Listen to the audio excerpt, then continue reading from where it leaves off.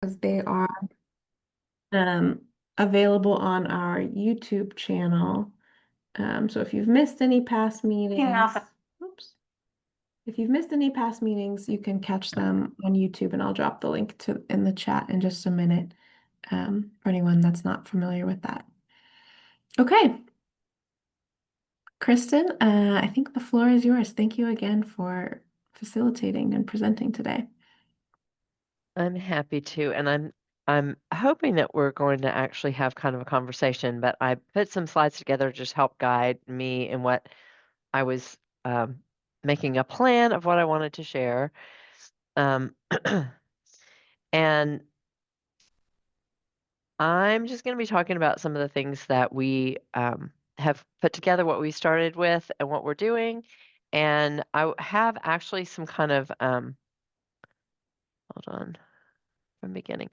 Um, some questions for y'all about some ideas that you can help me um, figure out what to do about some of our little problem areas. Um, and I had posted in Slack, I'm hoping somebody, I think your suggestions were maybe Diane and Kelly, that might have some experience with 1 million cups. So I'll come back to that at the end. There are my newest, they just formed a chapter in Plano. I've known about a chapter in Frisco, which is a little bit beyond us. But anyway, so this is just a little bit of a history of what we're doing and what we've been doing in Plano, how it's kind of morphed over time, what the kinds of things we've added, and then where we are today and what I see as heading to the future.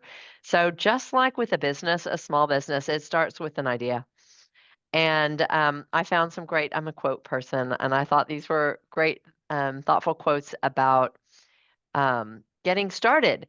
So I love what that Mark Twain says, the secret of getting ahead is getting started. So I think sometimes we think about ideas of things we could change in the library or things we'd like to do at the library we'd like to accomplish.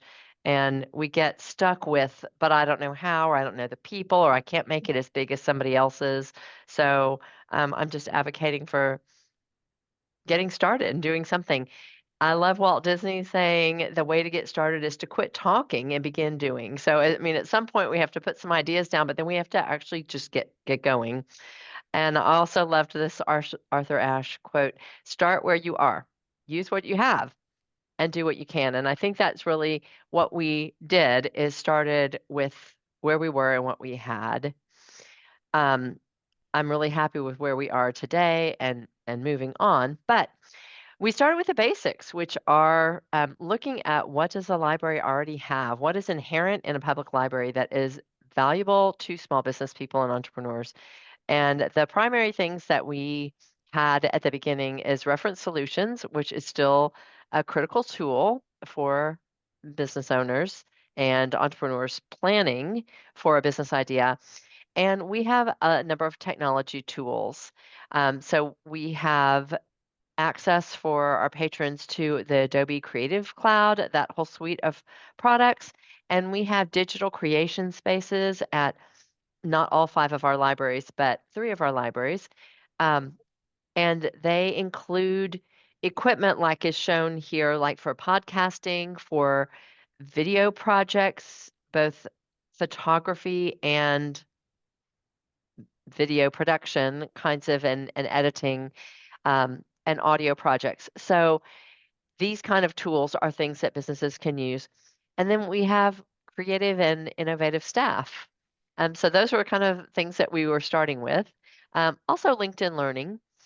Um, and I neglected to kind of start by giving you a little bit. I don't know how many people know Plano, but Plano, Texas is outside of Dallas. So we're a large suburb to the north of Dallas, Dallas Fort Worth. It's a very large metropolitan area.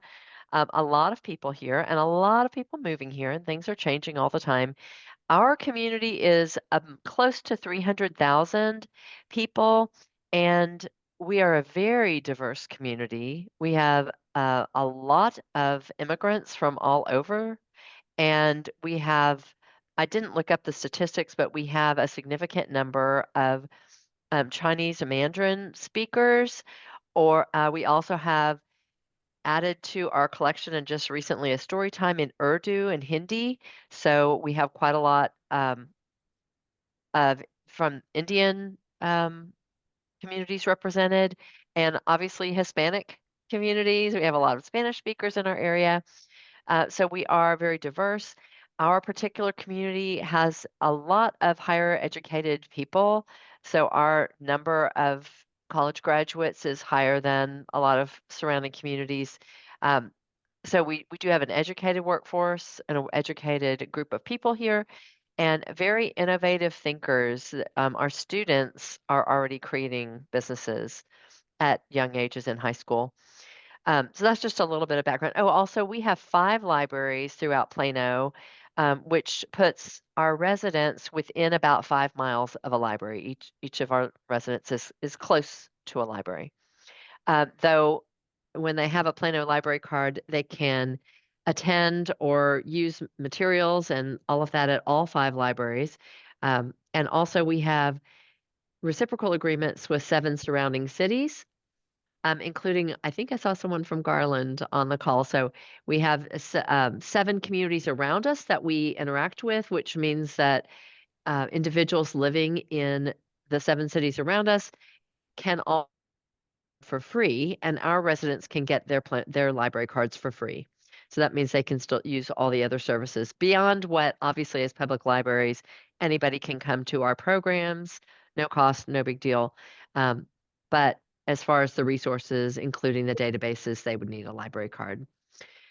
So the programming options that we started out with when we didn't really have anything going was how to use the library resources that are there, how to use reference solutions, how to use the Adobe Creative Cloud products, what's in our digital creation spaces and how to use those tools. And then business support services, things like promoting that we have space to work, that we have Wi Fi, and we have computers they can use. We are a place where they can work outside of their normal work area or their home, and that we have like copying and printing services and those kinds of things within the library. So that's kind of where we started, which I think is pretty basic to most libraries. So to build a foundation for starting really focusing on business things, it took buy-in. One thing that I strongly believe helped us to really get going, and in talking with Diane and Carly for the article that I was recently writing about marketing business programs, I really believe that having kind of a specialist person, and I think they have the same situation, someone set aside to really pay attention to business specifically really helps it move forward. So I don't really think it's good enough to do business by committee when you're starting out. I think there's so much that needs to go into it. And not that a committee can't be helpful, but that you really need somebody that's going to drive it and push it and follow it through and make sure that it gets done. And I'd love to hear if some of y'all have a different experience than that, but I know I've talked to several that have had the same kind of thing where when somebody grabs it, and I have a feeling most of y'all that are here um, in the Zoom are that person that took it and drove it. So I think that's really important. And then obviously here we need to start with our management and get their buy-in. So part of that was about space. Part of that was about a system-wide buy-in that we were doing programming, starting to kind of be more intentional about how we did programming, and we were setting priority areas, focus areas for our programming. And so, is this something that the library is willing to commit to? And at the beginning, before we made it fully a focus area, which it is now, we started with partnership. And I went to SCORE Dallas and talked with them about what they had available and whether they'd like to partner with us to start SCORE mentoring in our library. So it gave people access to um, outside expert, someone who is credible and who has other um, true business things to offer. And we were able to set aside a spot in one of our 5 libraries where we could offer a regular space every week. And that's really what we started with, a commitment to, yes, we think this is worth exploring. We do occasional workshops with SCORE, like on how to build a business plan or just what it's like to start a business. And we offered SCORE mentoring. And that's really what we started with. And it really has just moved since then.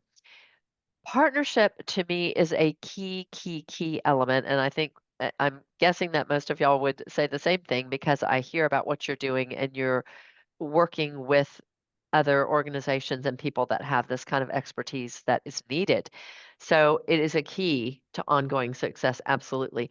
Important to bring the outside expertise that our library staff doesn't necessarily have, and they do have expertise in elements that bring to bear on the business realm, but maybe a lot of libraries, I mean, that's not what the librarian training specific is for, is how to start a business and how to get your funding and how to start your business plan.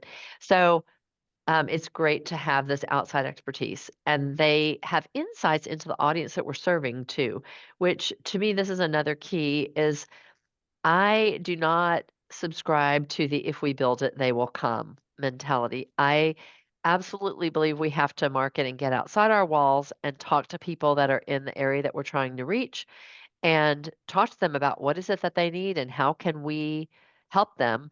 And so that is kind of what we did. The SCORE mentor that we work with, um, after meeting with people for about a year, which, by the way, that was in 2019 that we just first discussed it. We had him set up, ready to go. We launched SCORE Mentoring in February of 2020. Yeah. And then, boom, it was closed down before we practically just right as we got started, it got shut down. But we did things online. We did ongoing workshops about what it means to start a small business, what kind of resources are available. And he did SCORE Mentoring virtually for a time. So once he had started that and we, got back operating, one of the things that he brought up was the value of networking and how he felt what would be really valuable to people is a free and open way for entrepreneurs and people starting a business to speak to one another, to share the resources that they had found, to share the experience that they had gone through, the lessons learned from the things that they have tried. And so we began a regular program, and by this time we actually had business and we called it at the time business and career was one of our focus areas of programming. And so we started a monthly program that we named TUES, TUES, Team Up for Entrepreneurial Success on the fourth, guess, Tuesday of every month. So we call it the TUES, and now we actually expanded to call it TUES Community.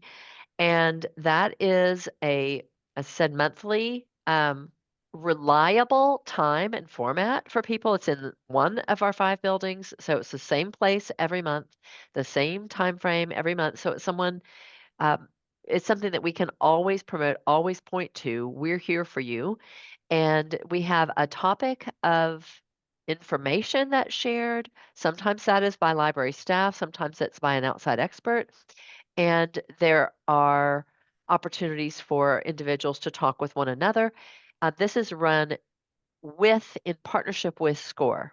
So we always have SCORE mentors there and we always have library staff. Um, this is also keying into the idea that networking is a really important element of building a business. And it's a skill set that has to be honed and developed, and it has to be practiced, and this gives people an opportunity to practice networking.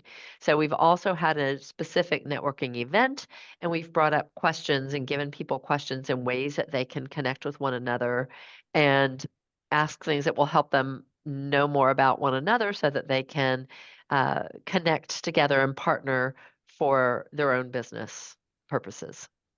Some of the topics that we have brought up at the Choose community, this has been going on for 3, I think we're in our 4th year now. I think it's been going for 3 full years. Startup resources. We've had an organization called FranNet come in and talk about franchising. and as an opportunity and how that works, how you would choose a franchise. Financing options. We had one on managing fluctuating income. We do digital presence. We have a wonderful speaker coming in August about search engine optimization. We have had brand development. We have a attorney come talk about legal matters, lean canvas and how to use that tool. And human resources. When do you start hiring people? When do you use contractors? What are some of the intricacies of making those decisions? And we've had a number of organizations come and present about their their organizations that support entrepreneurs and what they can provide. And we also had, and I will get to Rosalind's question in a moment, intellectual property. We had the U.S. Patent and Trademark Office come and talk about um, patents and trademarks and when and how you would apply for that. Platforms to sell and market research. So those are some of the things that we have done. Rosalind, do you want to unmute and ask a question? I was just curious, do you have the same score person there every month, or do they sort of rotate? In our case, we have the same score mentor that's been doing the mentoring at one of our libraries for 5 years.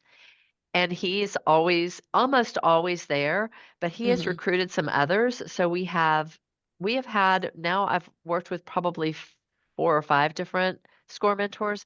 And in terms of presenting, like the SEO expert that's coming in August is part of that same chapter, the Dallas Hmm. score chapter, which it covers a broader area of than just Dallas, but they have like 80 active mentors. So it's Hmm. a very large chapter. And I know and talking with Carly, and I'm sure there's with others, sometimes score chapters are not as responsive. My Hmm. SBDC was not as responsive at the beginning, but score was awesome. So, I know it's different places, but this is just my Hmm. experience. So they've also brought in additional people from that score chapter, and they do different elements for us. Their program person make sure that all the programs that we're offering that are SCORE programs, which is primarily how to write a business plan. We have one called Roadmap to Business Startup Success, and one Hmm. that's the essentials of starting a business.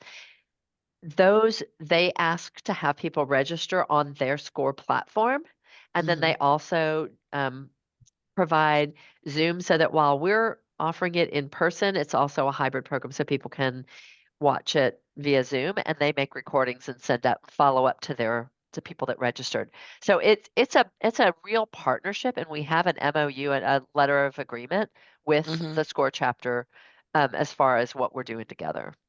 Okay, Does thanks. that help? Yeah, it does. Yeah. Our local score chapter and I have tried a couple different approaches, and we're not getting much traction. So I'm always curious to hear different approaches to actually getting people to show up. Right, right. Well, and I think frankly, I really believe we've lucked into some amazing people because the Hmm. one who has stuck with us from the beginning that does the score mentoring is retired.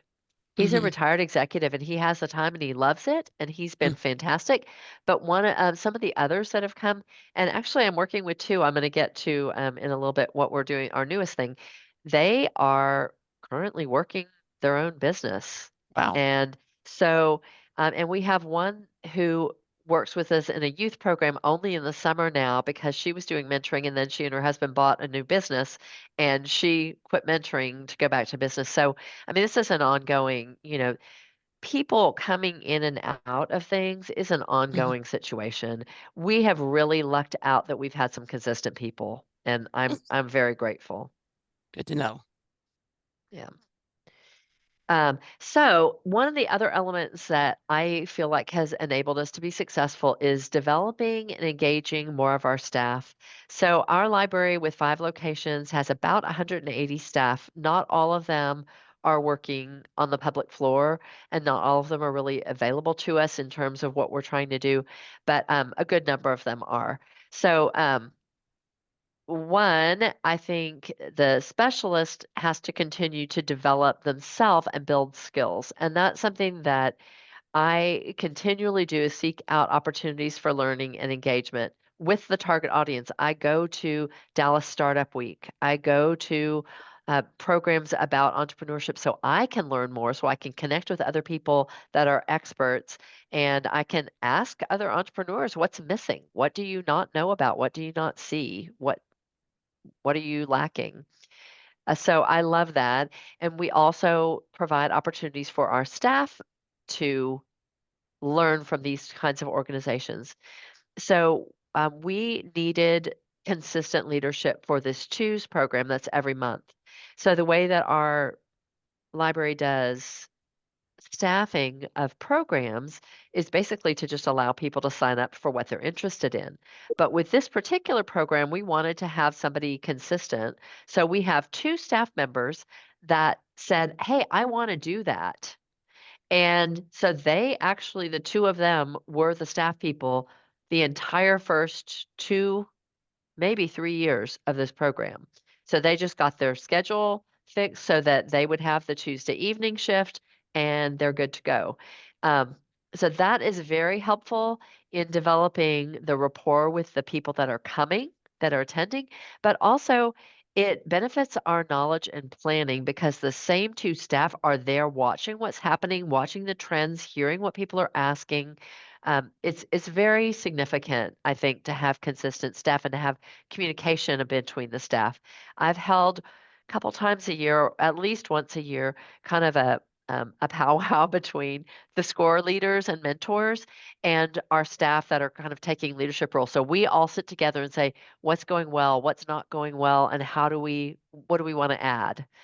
We've also, in that, sometimes discussed some things we thought would be helpful and we never got around to doing, or we couldn't really figure out a way to make it happen. So, I mean, it's a work in progress. So I'm definitely not presenting today as any kind of an expert, just as someone that is happy to try and sometimes fail. And that's, I think, what an entrepreneur is, and that's what we're all doing as leaders of entrepreneurship.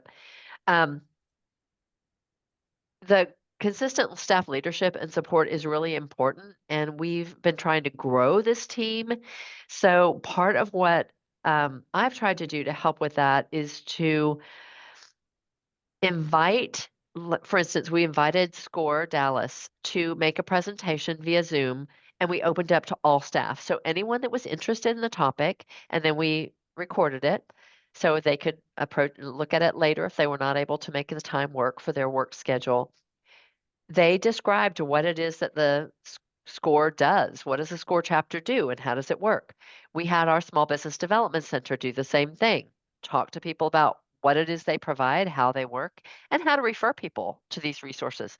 So these are the kinds of things I try to share online resources and workshops and also sometimes in-person events when we can and get a few of the leaders that are planning and supporting these programs to go to those things so that they can learn more about the ecosystem and what all is going on. And this learning, I believe it really attracts additional staff to this focus area. And we just had a meeting of our, what is, we've gone through some more changes in our focus areas, and we now have split what we're calling business and entrepreneurship. That is split from what was career and now called workforce development. But actually, those two teams of planning have stayed together because while we split the focus area, it seems to be that some of our same staff are really interested in these critical issues for adults.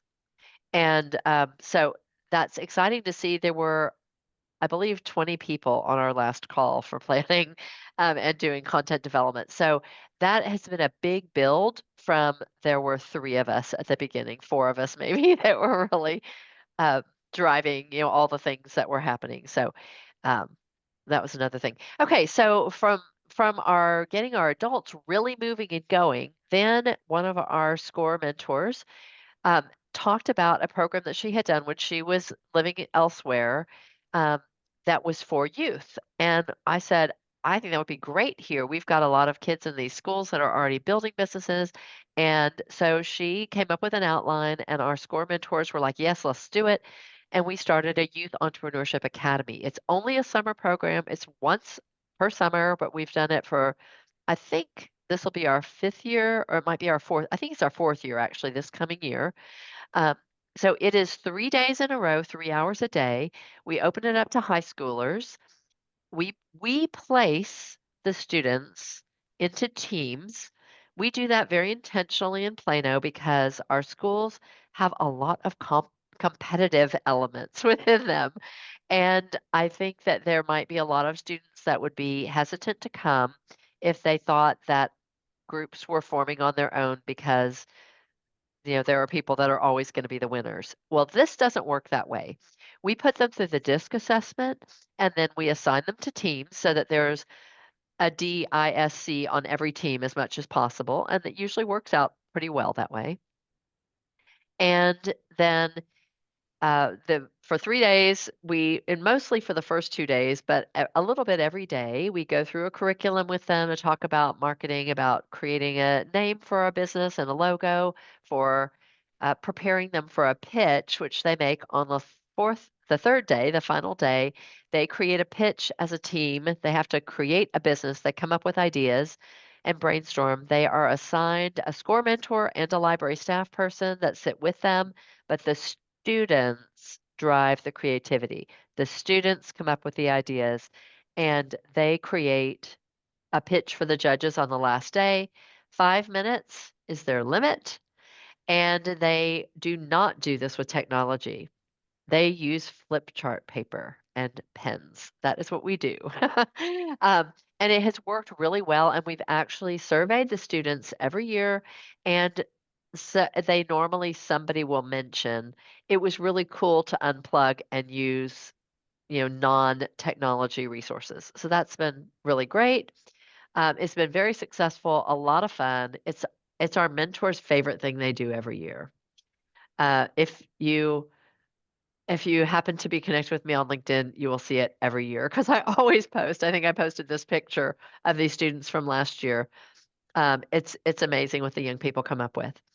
I listed some of the concepts we go over, the results, great engagement with the kids and the adults. The mentors love this. The students love that they get to interact with these adults that know something about business and they get insights into business. And the interesting thing to me, if any of you have ever been involved with FLIG or done financial literacy programming, these students, every year people say, what I want to learn more about is finance, funding, money. I think it's a valuable, it's important topic. So I love that we get to touch on it a little bit. This year, we are extending that kind of reach with not our youth entrepreneurship program, but we're bringing in junior achievement to do a series called It's My Job about preparing students for the workplace. And we plan to have them do some additional programming on entrepreneurship, which Junior Achievement has a whole series on entrepreneurship, the entrepreneurial mindset. And they also have something that sounds pretty similar to what we do in terms of curriculum that Junior Achievement does. But since we already have this going, we're not going to try to replace it. But um, this year, we extended one more area, and that is Spanish speaking. I have been wanting to do this for years. I am so thrilled it worked out. One of the SCORE mentors that speaks Spanish said, what about a class or series of classes? I said, yes, let's do it. Certificate. We gave a certificate to people that came for most of the 7-week program. It was 7 Saturday mornings. We had over 90 people respond and enroll for something or come to at least one class. 45 people got a certificate and pitched. They gave a little like 2-minute pitch at the end of just to give them practice, not so much about pitching the business, but about public presenting, getting confidence of standing up in front of a room and stating something that's your idea.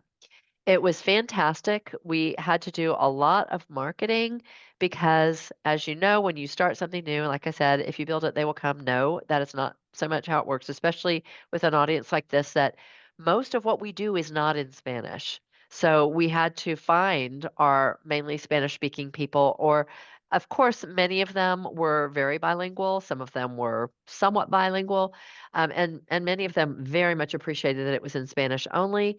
Um, there is just nothing that I can find that is like this in the area. So we're going to repeat this in the fall.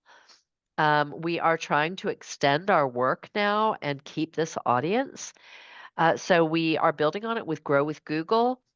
I'm sure some of y'all have used the Grow with Google partnership, but we are using, they have a Spanish speaking trainer. So she just did a program on getting your business on Google Search and Maps, which we've been doing for years in English, but she gave it in Spanish.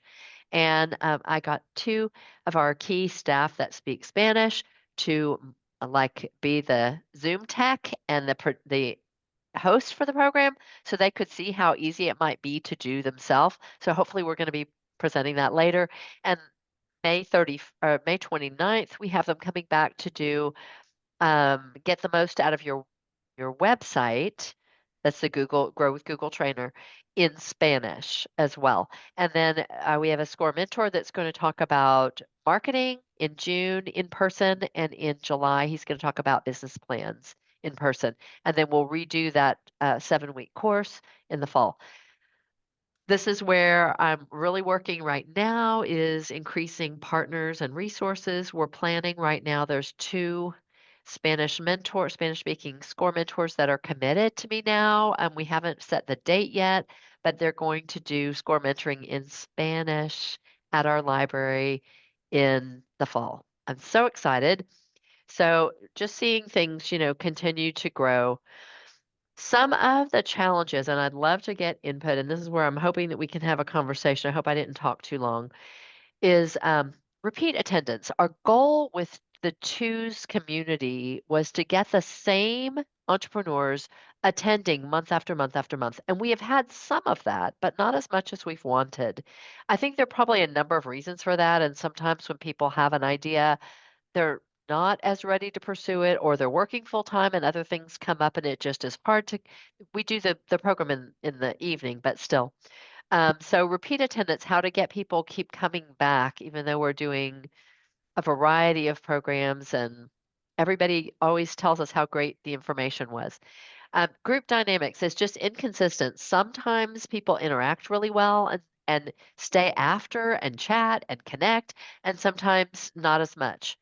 um, I would love to find a way, and our mentor has talked about wanting to do this, to be an engagement point for further established small businesses. We don't see as much of that. Most of what we get, excuse me, are people with an idea, or people who have just started to launch their business or are kind of newer in that process, not people that have established a business for 2 or 3 years. Um, we are still working on assessing and meeting entrepreneur needs. And if you have any tools or ways that y'all have done that, I'd love to hear about it. And best ways to continue collaborating with additional partner organizations. I am very reliant on SCORE. Our Small Business Development Center does a little bit. We work with banks here and consumer development financial or community development financial institutions, the CDFIs, related to funding. That's been a great partnership as well. But I'm trying to connect with more of our business serving organizations and get them to really see us as a partner and how we can work further together. So those are some of my challenges I was going to ask for input on. And heading into the future, if you have things, tools you can suggest that we could consider, partners that we might explore that we aren't working with, new strategies to adopt because we just want to keep growing and creating, doing something better, and ways to stay innovative.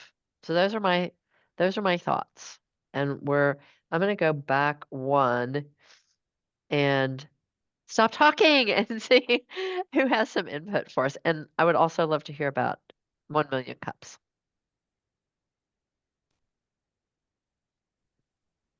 Oh, Kristen, this Hi. is amazing. Oh, go ahead. Oh, sorry.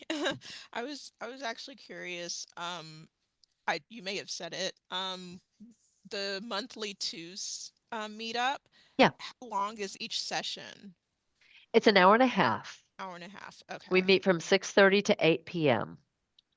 Yeah. Okay. So it's meant to have a presenter for about 45 minutes to maybe an hour and have time. Generally, they start it with going around the room and asking everybody about, tell me about your business, how long have you been in business, and who are you? That way they can connect with one another.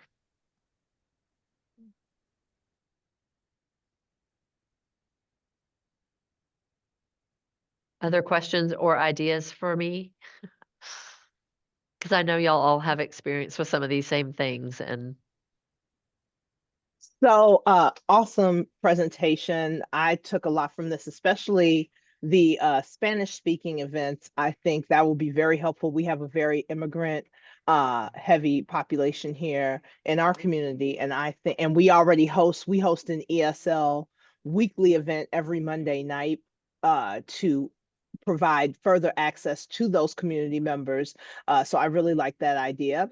I wanted to speak to the 1 million cups yes, thank you. questions. Yes. So I've been involved with 1 million cups for about 2 years now. I am a part of the organizing committee for our local chapter. Okay. Which basically means that if I meet someone who's had a business for less than 5 years, I recommend that they sign up for a 1 million cups presentation. So just to Okay. give some overview of 1 million cups, is a nationwide initiative, and it's called 1 million cups because they believe every Wednesday at 9 a.m., wherever it's 9 a.m., 1 million cups of coffee or tea are being consumed while folks network within their communities.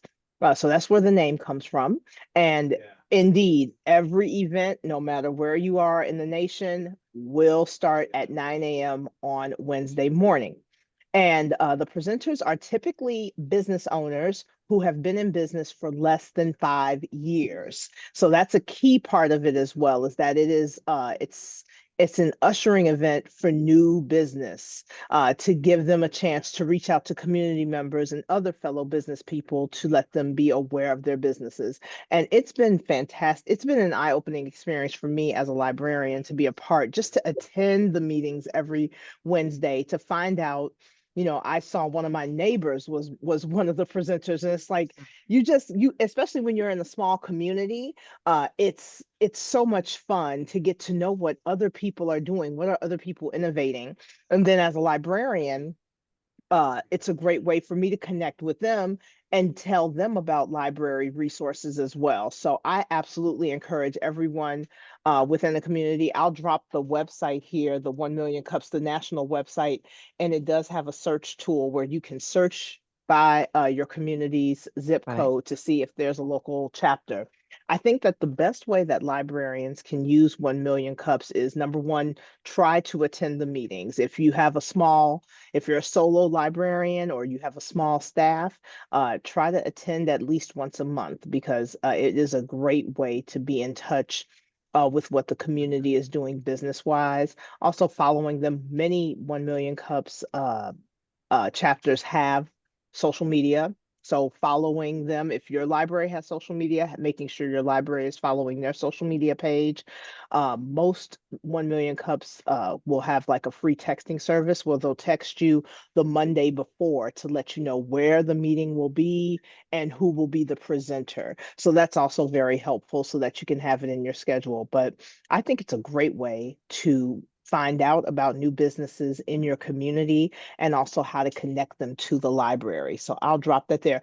Did you have any specific questions or did anyone have any specific questions about 1 Million Cups? You don't host their meetings at the library, right? No, we don't host at the Okay. library. We actually host at a place. It's called Merge, and it's actually next door to the Iowa City Public Library. We're about 15 minutes away from Iowa City, which is the home of University of Iowa, and they host them there at the Merge, in that Merge space, which is a co-working space.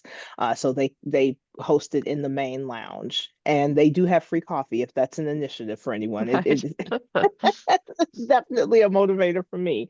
But yeah, so those are hosted there. Ours is new, and I just found out about them. Our economic development department connected me. Uh, like 2 months ago or a little over a month ago maybe, and I went to a Mhm. meeting right away, and they responded and said, "Oh, we'd love to hear more about the library." So I presented at their very next meeting, Mhm. and people were even people that used our libraries and knew us said, "Wow, I didn't know you had Unity. Wow, I didn't Yes. know you had LinkedIn Learning. I didn't know I had access to this."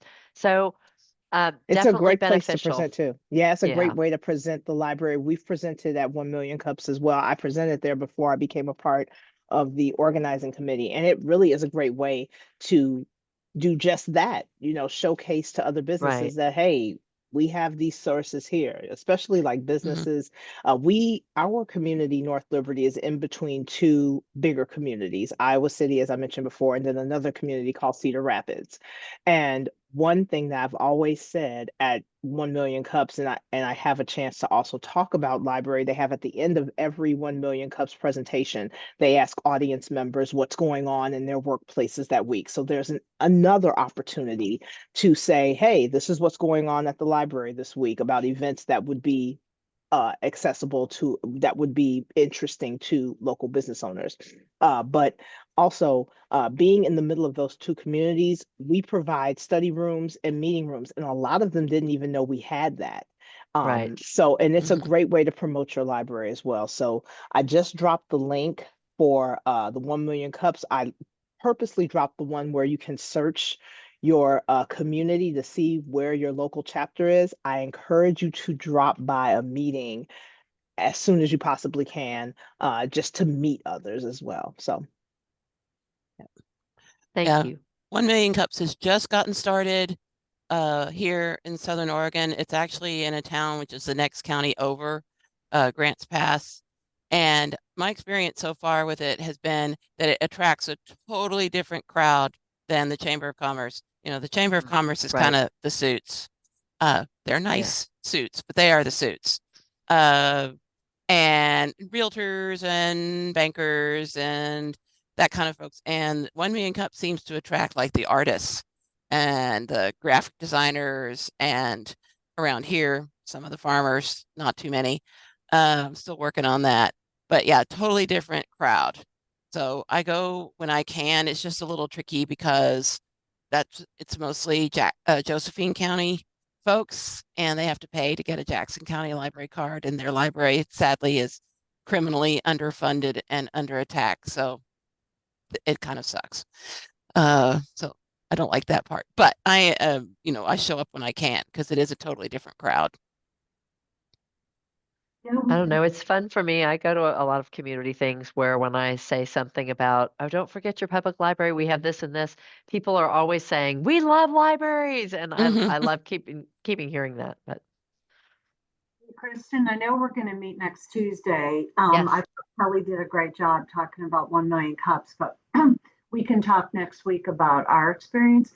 Since we only have 3 minutes, I did want to mention Fast Track, which is a initiative from the Kauffman Foundation. If you're not familiar with that organization, they do amazing work in the area of workforce development. We just finished this past Monday, the fast track for the Female Entrepreneur Series. It was an 8-part series, totally virtual. We had we started out with maybe 30 women who were female entrepreneurs, and we ended up with maybe 25 that qualified for certificate of completion from Midlands Technical College. That would be the organization that we collaborate with. But it's an opportunity for our former entrepreneur in residence, Tom Ledbetter, to serve as moderator. He invites 8 different guest speakers in 8 different areas of expertise for business owners. It's just amazing. So he had someone from Cutthroat Marketing, he had someone who talked about legal aspects of business, Doug Lineberry, et cetera, et cetera. And the women were so enthusiastic that they asked at this last meeting on Monday if they could continue communicating as a cohort of female entrepreneurs. But look up the Kauffman Foundation. fabulous. It's an amazing group of people. It's the same one that runs 1 Million Cups. Yes, it is. It is. Thank you. Yeah, I look forward to hearing more. I can stop this now. I just gave y'all my email address if you needed. Thank you for having me, and thanks for I'd love to get more input, so if somebody wants to email me, please do. Thanks so much, Kristen. You guys are doing everything. I'm so impressed. So yeah, thank you for giving that overview and digging into all of those cool programs. You're doing so much, and that's great. Thanks again to Kristen. Thanks everyone for being here. We will meet again in June. If you're interested in being a featured speaker in June or July, please let me know. Always love to have different folks facilitate and share what they're working on. I will keep the line open for another minute if anyone wants to chat, but otherwise, thank you again and see you soon. Have a great day.